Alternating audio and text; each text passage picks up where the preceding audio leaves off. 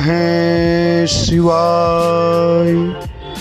बसंत ज्ञान सागर में आप सभी भक्तों का स्वागत है। तो दोस्तों, आज हम आप लोगों के बीच में एक नई कथा लेके आए हुए हैं, सूर्य देव की व्रत की कथा।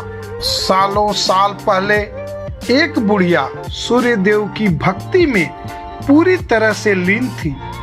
वो हर रविवार को सुबह स्नान कर घर के आंगन को गोबर से अच्छी तरह लिपाई करके सूर्य देव की पूजा करती थी। फिर सूर्य देव के लिए व्रत रखकर शाम को उन्हें भोग लगाने के बाद भोजन करती थी। उस बुढ़िया की भक्ति भावना से देव काफी प्रसन्न थे और भगवान की कृपा से उस बुढ़िया को किसी तरह की कोई भी परेशानी नहीं होती थी। उस बुढ़िया की खुशी और संपन्नता को देखकर उसके पड़ोसन को जलन होने लगी। वह बुढ़िया अपने पड़ोसन के आंगन में बंधी गाय के गोबर से ही आंगन लिपा करती थी। पड़ोसन ने जलन के मारे उस गाय को आंगन की जगह घर के अंदर बांधना शुरू कर दिया।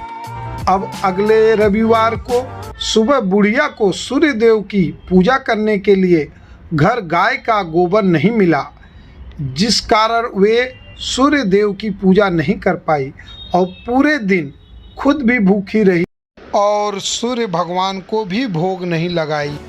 रात में सूर्य देव उस बुढ़िया को सपने में आए और उससे पूजा न करने और भोग न लगाने का कारण पूछा। जवाब में बुढ़िया ने बताया, घर के आंगन को लीपने के लिए गोबर नहीं था, इसलिए पूजा नहीं कर पाई। पूजा नहीं की तो भोग भी नहीं चढ़ाया। बुढ़िया की बातें सुनकर सूर्य देव उनसे कहते हैं कि मैं तुम्हारी भक्ति से प्रसन्न हूँ, इसलिए मैं तुम्हें एक गाय दे रहा हूँ। वो तुम्हारे घर को धन से भर देगी।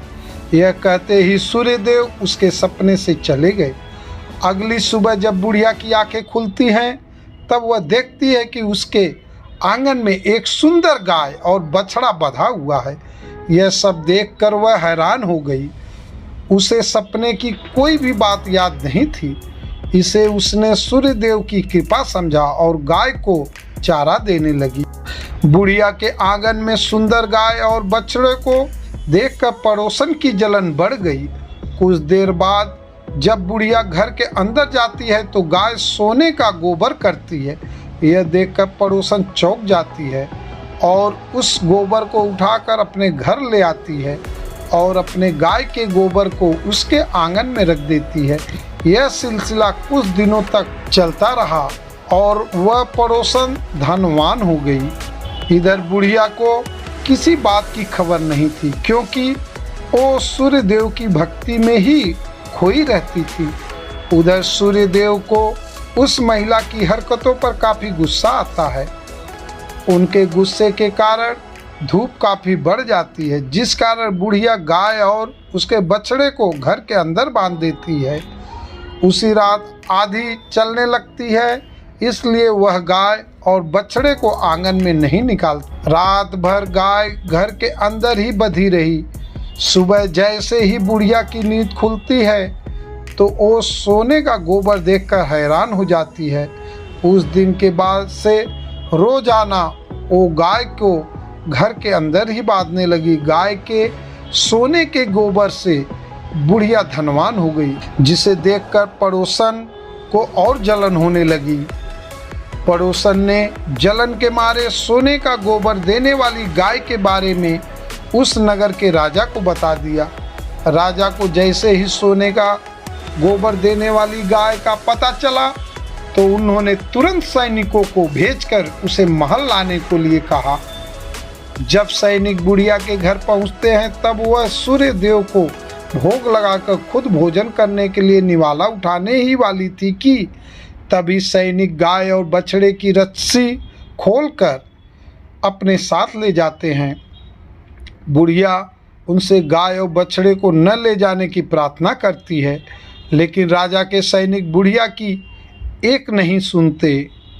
कुछ ही देर में सैनिक गाय को राजा के पास ले जाते हैं राजा गाय की सुंदरता को देखकर बहुत खुश होते हैं और उसे अपने ही पास रख लेते हैं। गाय व बछड़े के जाने के गम में बुढ़िया बिना खाए पिए पूरे दिन सूर्यदेव से गाय और बछड़े को लौटाने की प्रार्थना करती है।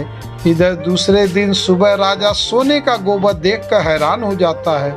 उधर बुढ़िया भूखी प्यासी सूर्यदेव की प्रार्थना में लगी रहती है।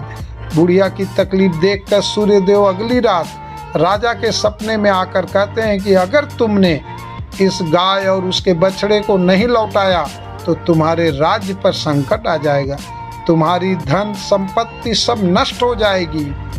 सूर्यदेव की बातें सुनकर राजा की नींद टूट जाती है। दूसरे दिन सुबह वो बुढ़िया को गाय और बछड़ा लौटा देते हैं, साथ ही उसे कुछ धन भी देते हैं और उसकी पड़ोसन को सजा देते हैं। सूर्यदेव के इस चमत्कार गाय और बुढ़िया पर उनकी कृपा को देखकर राजा पूरे नगर के लोगों को हर रविवार सूर्यदेव की पूजा करके व्रत रखने के लिए कहते हैं। तभी से ही रविवार के व्रत का चलन शुरू हुआ और राजा के पूरे राज्य में खुशियां ही खुशियां छा गई। कहानी से सीख, दूसरे के प्रति द्वेष भाव रखने से खुद की ही हानि होती है। जीवन में जितना हो सके सामने वालों की मदद करना चाहिए। तो दोस्तों, यह थी कथा सूर्यदेव के व्रत की। अगर आप सभी को अच्छी लगी हो तो हमारे चैनल को सब्सक्राइब, वीडियो को लाइक, कमेंट, शेयर जरूर करें और कमेंट बॉक्स में हर हर महादेव जरूर लिखें। हर हर महादेव।